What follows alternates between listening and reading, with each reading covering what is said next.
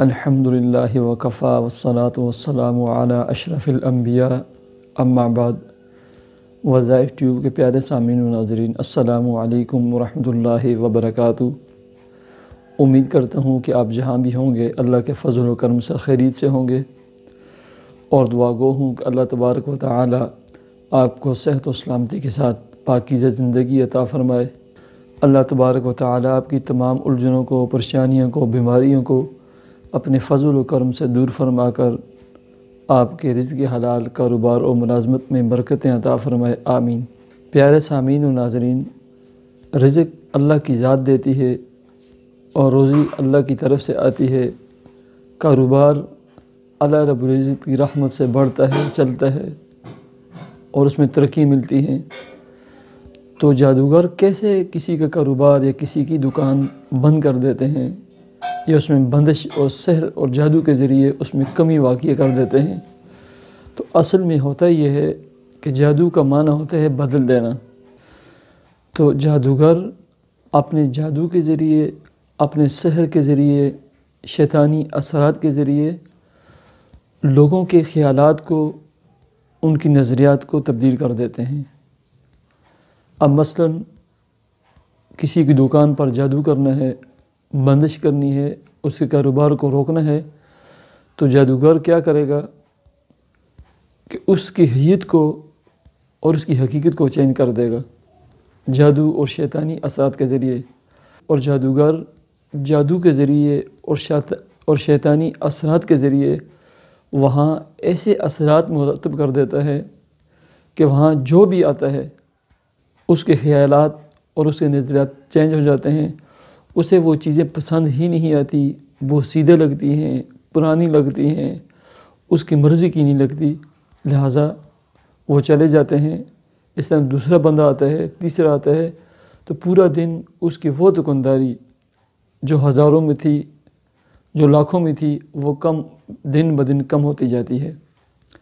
حضرت موسیٰ علیہ السلام کے ساتھ جادوگروں نے یہی تو کیا تھا۔ وہ ایک رسیاں تھی حقیقت میں، لیکن جادوگروں نے اپنے منتر اور جادو اور شیطانی اثرات کے ذریعے ان کے خیالات اور ان کی جو آنکھیں تھیں ان کے اوپر اثرات ڈال دیے تھے، اور دیکھنے والوں کو وہ رسیاں سانپ معلوم ہوتی تھی، جیسے کہ وہ سانپ ہیں اور چلتے ہیں، حالانکہ حقیقت میں وہ سانپ نہیں تھے۔ حقیقت میں تو وہ رسیاں تھیں، لیکن جادو کے ذریعے ان کی حقیقت اور ان کی ماہیت چینج ہو گئی تھی۔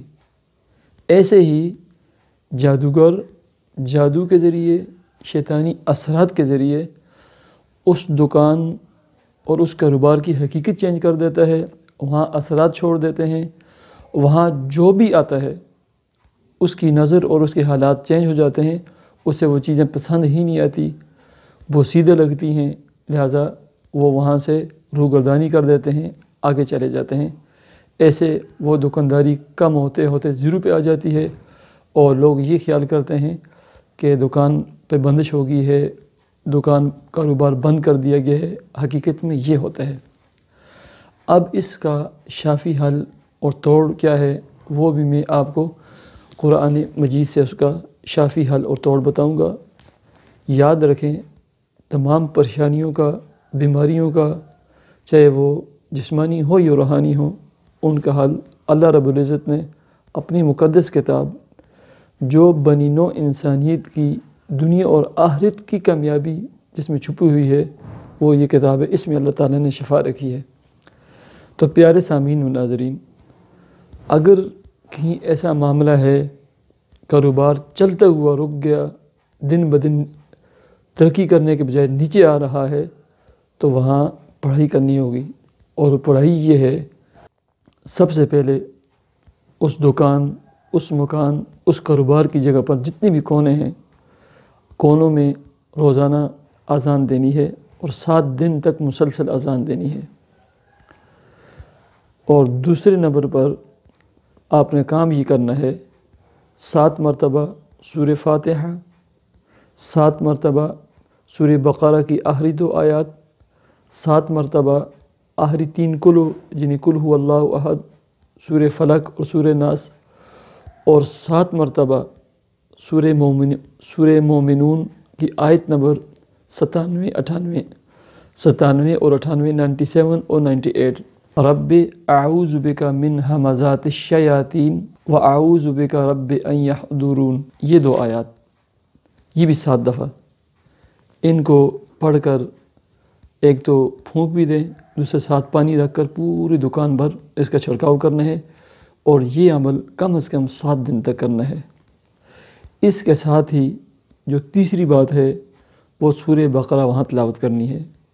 سورہ بقرہ جہاں تلاوت کی جاتی ہے اور جہاں اذان دی جاتی ہے، پیارے آقا صلی اللہ علیہ وسلم نے فرمایا شیطان وہاں سے بھاگ جاتا ہے اور وہاں تک بھاگتا ہے جہاں تک اس کی آواز آتی ہے۔